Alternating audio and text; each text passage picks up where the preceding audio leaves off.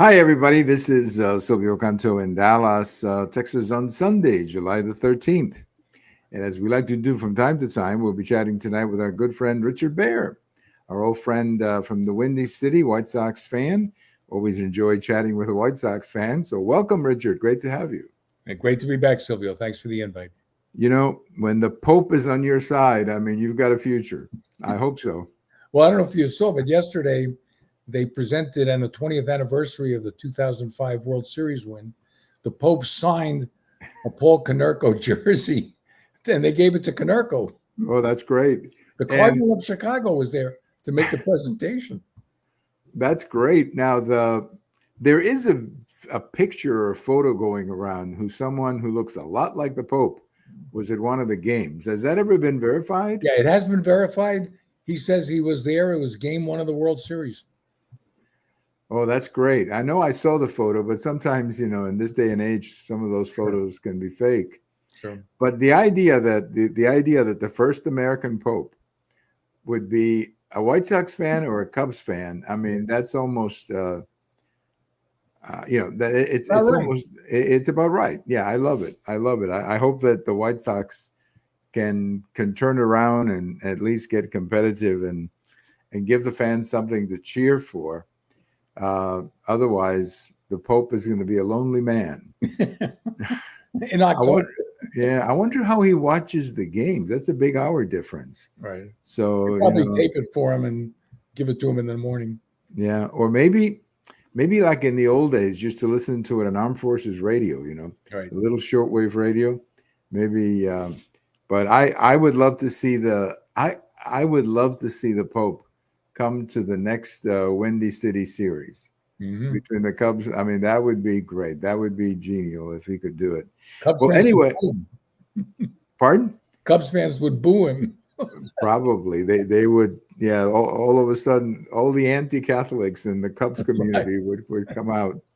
But, well, no, I think more of Cubs fans. I think they'll stand up and at least be respectful. That's what I'm hoping. I think you're right. Yeah. Well, you sent me a note that you had posted you had written about 20 years ago about the Redskins, and it's because I had posted something myself today over at American Thinker about the Redskins. And all of this started, I think they're building a new stadium, or they're doing something, or they want to build a new stadium. Something's going on in D.C. About the stadium, and the idea of bringing the Redskins back to Washington, D.C. Has been discussed because they now play in Virginia, And so they asked President Trump, and he said, yeah, he'd love to have the name come back. And I would too.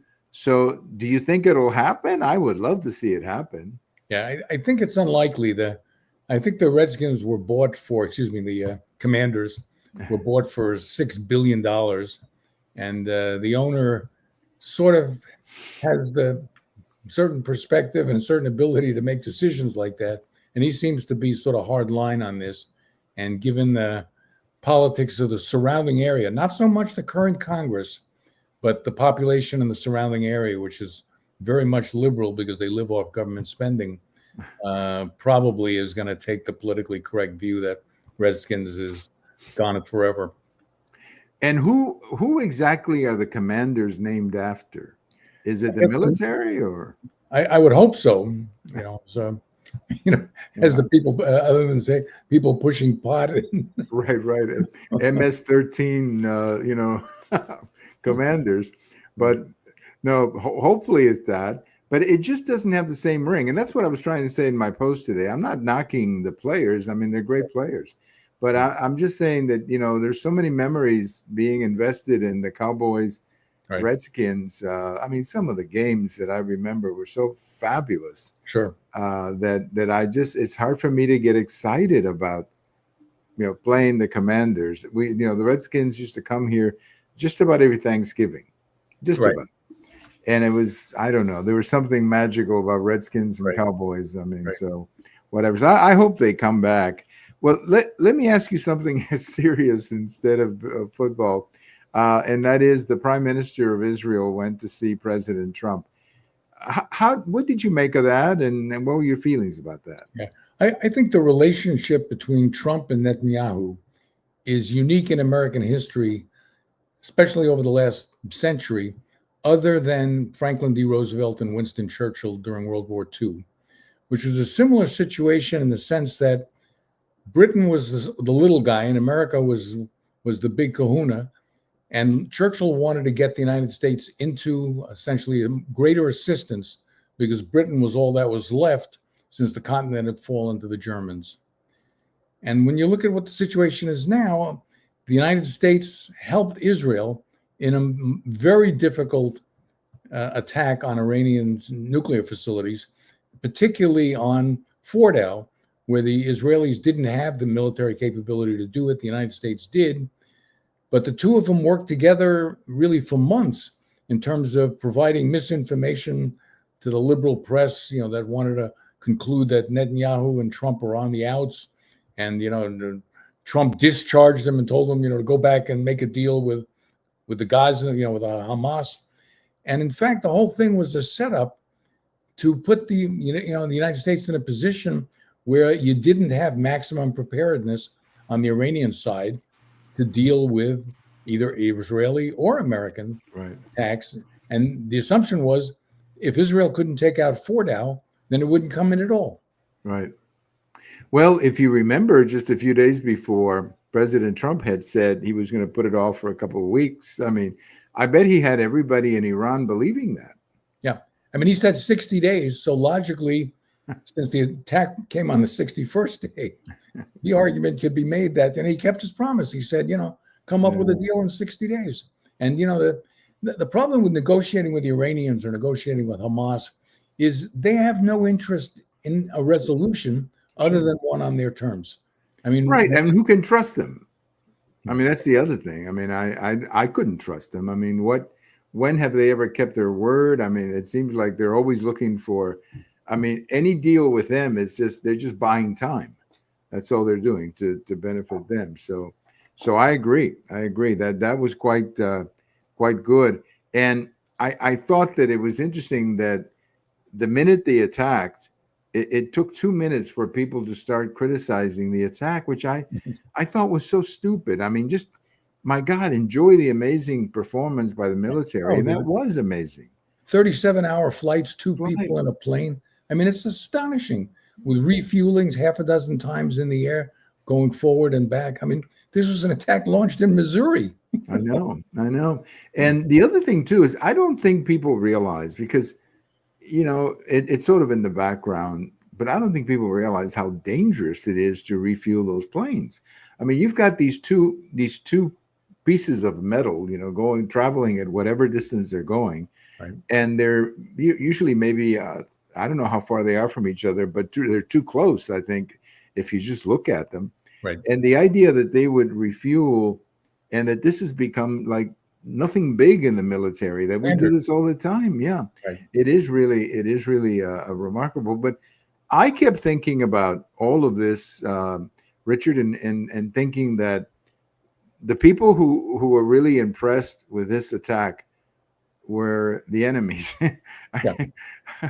The Russians, the Chinese, the North Koreans, Maduro in Venezuela. I mean, everybody that had to watch that and go, oh my gosh, look what they can do. Right. Pretty impressive. I think you're exactly right.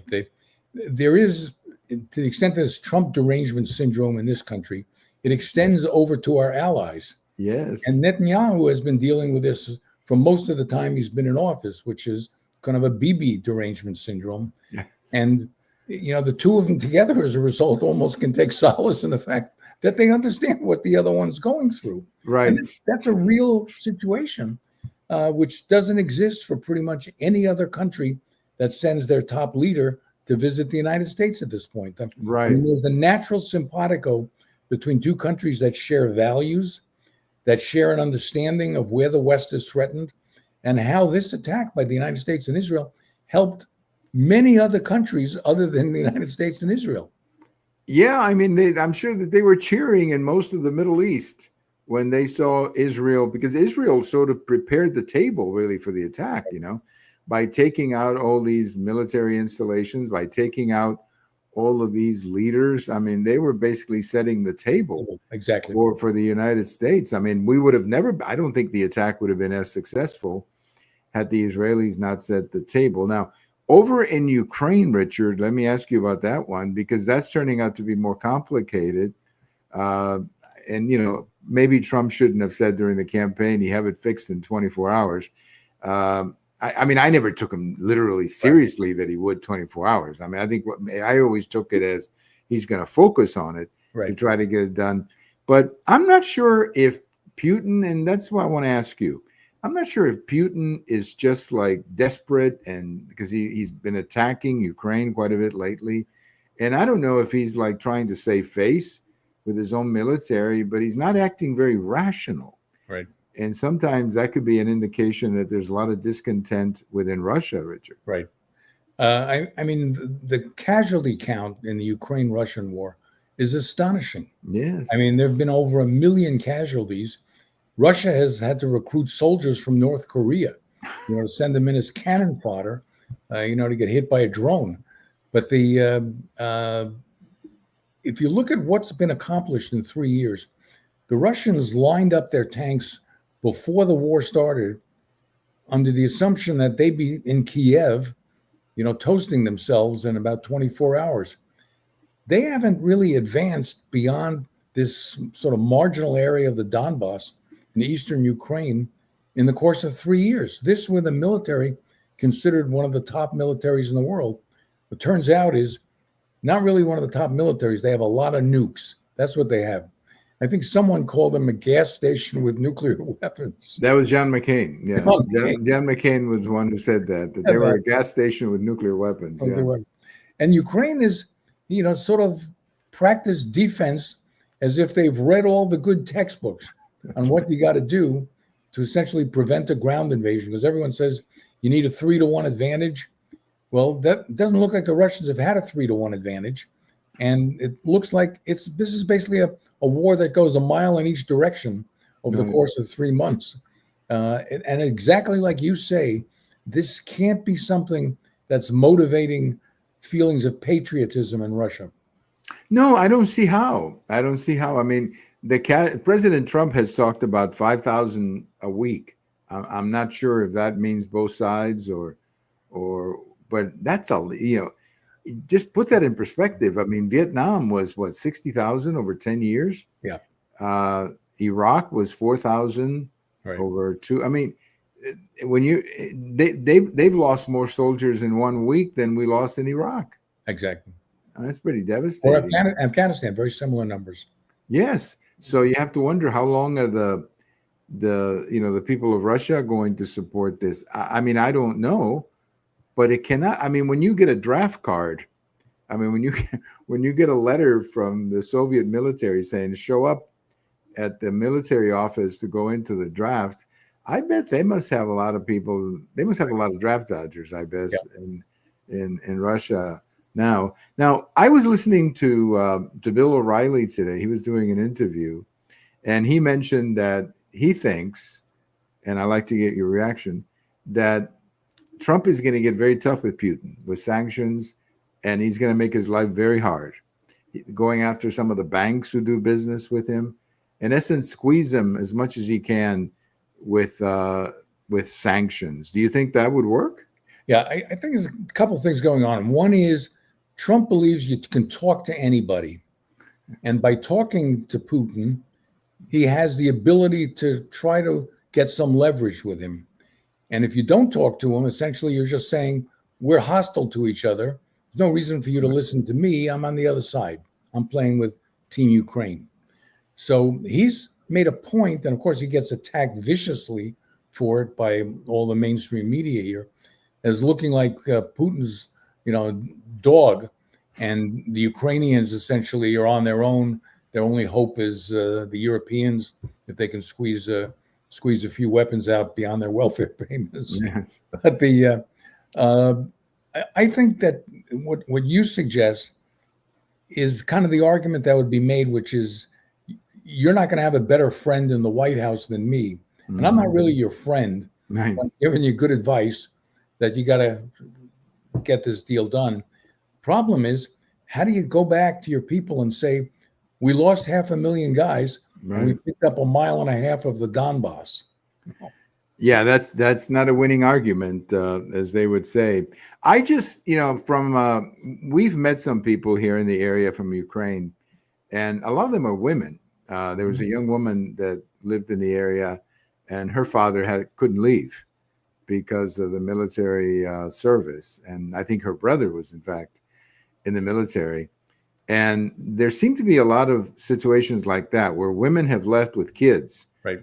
And you just hope that they can, figure this out. But I like you. I mean, I'm a fan of Ukraine. I want to see Ukraine succeed. Mm-hmm. But I also don't see a military solution to this war. I really don't, because they don't have the ability to defeat Russia, and Russia, I'm not sure they have the ability either. So it's one of these things where you got these two animals just like, knocking heads, and in the middle of it, all these people being killed. I don't know if maybe somebody will take out Putin. I hate to put it that way, but that might happen too, Yeah, I think you're right, by the way, that from the Ukrainian side, their war aim has been essentially the complete removal of Russian forces from Ukrainian territory. And that includes not only this Donbass region, but also Crimea. Crimea, has been largely Russian through most of its history. It became part of Ukraine, but that's because the borders of Europe have probably changed, 50 times in, 1,000 years between whichever parties, won the last war. So I think some of what Zelensky has been after is unrealistic. But again, the casualty count in his country, which is a lot smaller, is maybe a fourth or a fifth the population of Russia. That's an enormous casualty count. And again, if he just ends the war and the Russians have picked up a little bit of Ukrainian territory, well, the country survived. That's a major achievement. Oh, sure. The war, a lot of people thought they wouldn't. But nonetheless, it's been kind of a stalemate with it's like World War I, on the Western Front, where they were, they'd move a trench maybe 6 feet, Right. In fact, that's the analogy many people have used, that this is like World War I, where you got these one guy over here, another guy over here, 10 feet apart, throwing each other grenades, and that's almost what this is. I saw some video of Kiev, I think, the last couple of days. They've been hit very hard by these drones.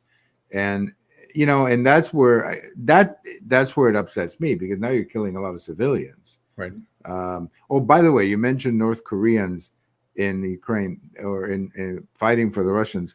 We understand that there were some Cubans too who were fighting with they volunteered a few Cubans down in the island to go fight for the Russians. I should tell you, one time when our family was visiting my wife's family in Slovenia, and we had to change planes in Belgrade, and like 2 gates over were all of these Cuban guerrillas coming back from fighting in Angola and wow, places in Southern Africa. And it's like, I've never seen people like this before. Well, I'll tell you, that war, not to get off on that, but that war became very unpopular in Cuba, because there was, Castro tried to somehow make a connection between, Africa and the African history of Cuba. Right. But it just didn't go over, because most of the Black Cubans had no relationship with Angola. I mean, and that was a very nasty war. My cousin's husband, who was actually a dentist, or still a dentist, he's now working in Miami. He was a young man, and he was drafted to go to Angola. And I've spoken with him about it, and he said the people were the soldiers were just not happy. The morale was really low. And then when they came back, they brought back AIDS. There was an outbreak of AIDS in the island. and that created all kinds of health issues as well. So, yes.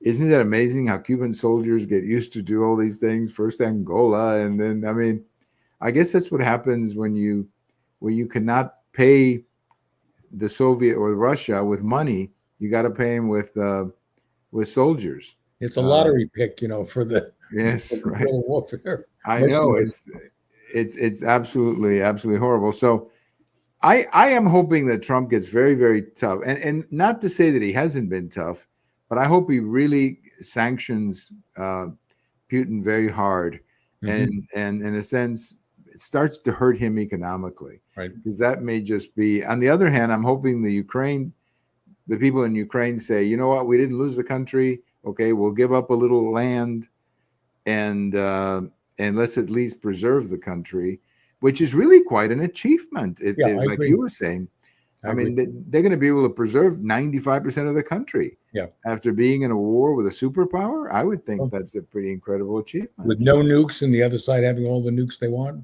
Yes. Now, didn't Ukraine have nukes? Yeah, they actually signed an agreement when they transferred all of them back to Russia. And it was kind of a non-belligerence agreement between the two. But the Russians sort of claim that there was an assumption that Ukraine was never going to become part of the Western alliance. And I think their discussions with NATO were kind of a bridge too far for Putin. I would, it's always easy to look back, but I kept thinking about it the other day that if right after the collapse of the Soviet Union, when you had Yeltsin in, if they had at that time, if the West had at that time invited Ukraine to become part of NATO, Yeltsin wouldn't have done anything about it. I mean, because he didn't have the means to do it. Right. So maybe that would have been the good time to have done it back 30 years ago. But now, of course, would be very provocative. This is a KGB thug, is running Russia right now. So yes, that's right. Human rights and civilian casualties are not major concerns. No, and he looks like one too. I know if you were making a movie, you could to cast him.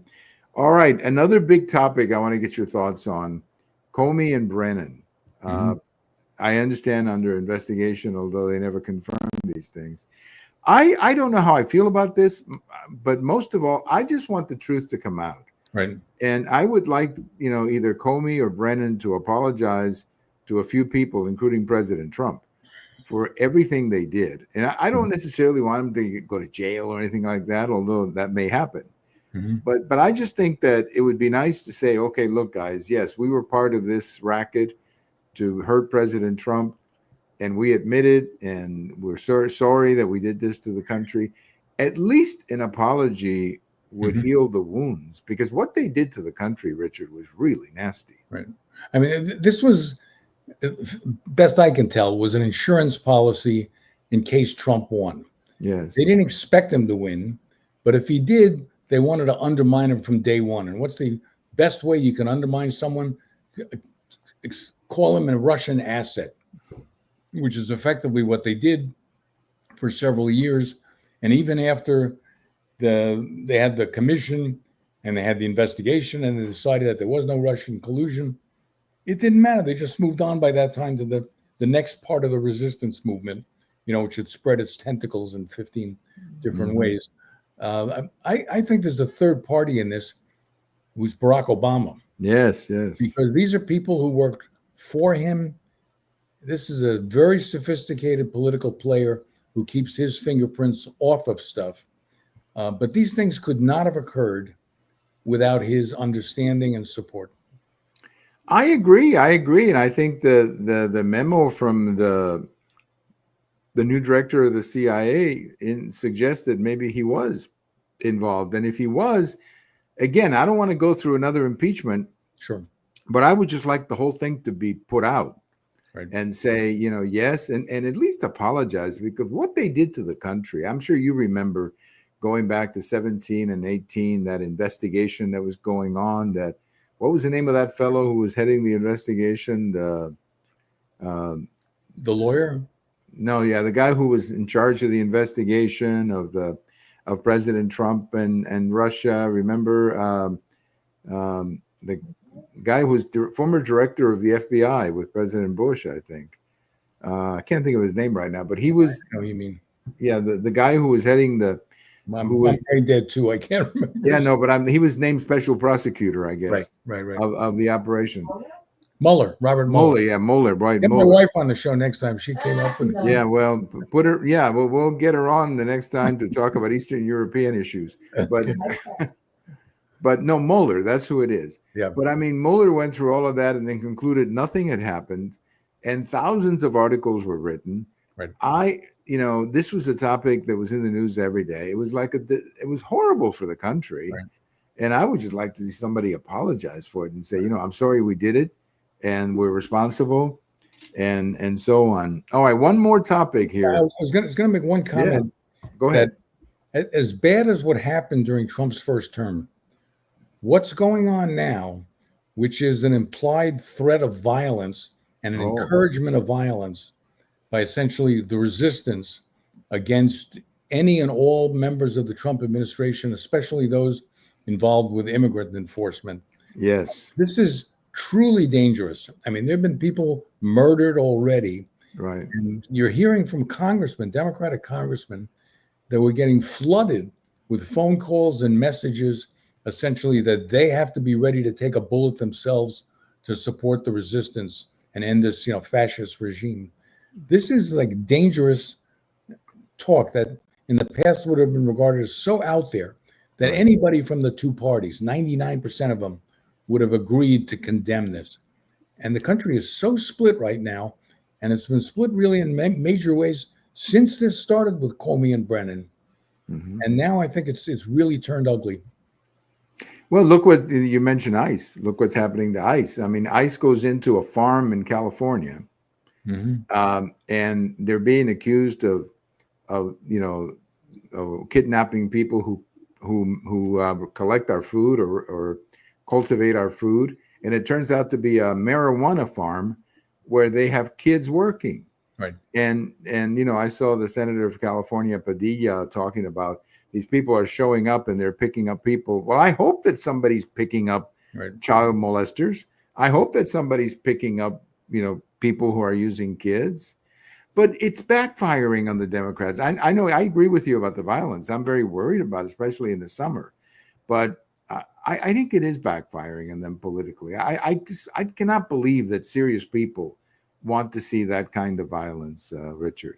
No, I agree with that. I do think, though, this is a really important issue for Democrats because they're concerned that if there's really a mass expulsion of illegals, that states like California will lose electoral college votes and U.S. House seats much more so than will, the mainstream Republican states.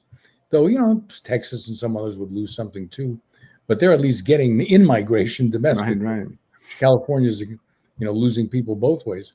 So I think it's political. There was an assumption at some point the Democrats will control presidency, Senate, and House.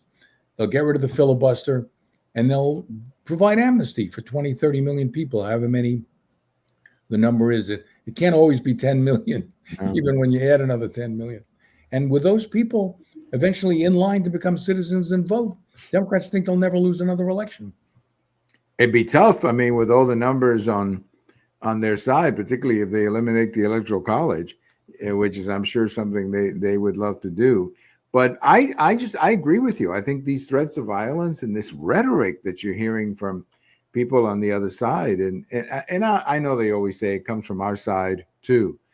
I listen to both sides, and to me, I don't see the same level of anger. No. Now, maybe that's because we won, but I mean, the other side seems to be really, really angry. Nothing seems to be working. Even they thought the district judges were going to be their last point of defense, and that's not panning out either for them either. So they're an angry group right now. And if you have an angry group, what you really need is a leader who says, hey, folks, let's get angry differently. Let's get angry and try to win the election instead of trying to tear down ICE. But I was mentioning to somebody the other day that the reason you don't see here in Texas or in Florida or other states, even blue states, these dramatic encounters with ICE is because in most places, ICE will work with the local police. Correct. So, for example, in most states, if the local police arrest somebody at 2:00 in the morning who doesn't have papers or whatever, they immediately call ICE. then ICE steps in, but it's all done very discreetly. You don't have to send in soldiers but in California, they've decided that getting angry with Trump is more important than, I guess, protecting 8-year-old kids working in a marijuana farm. Sure. And it really is insane. But I wanted to mention one more point here, Richard. A new poll came out, really bad news for the Democrats, primarily with men. And probably with many women too, but especially with men. And they seem to have lost the male vote, if I could put it that way. And, I'm not sure how they're going to get it back anytime soon. And I think I mentioned in an American Thinker article, you may remember this, that if they want to win back the male vote, what they need to do is watch a few John Wayne movies. Right. At least they know how a man sounds, right? Or at least have an idea. No, I agree. The image is all the wrong way. And it's not something that's fixable simply by waking up tomorrow and sending a different message out. I mean, this is something that's built up over years. And the Democrats have always relied on women to a much larger extent. You look at some of these encampments over the last year, and they're 80% female. I mean, so again, this is what the Democratic Party is defending, and this is not a message that's coming through to essentially keep them competitive among male voters. I mean, I think the problem is more with those who have college degrees than those without, and among women with college degrees, they're more than half, well more than half of the population at this point.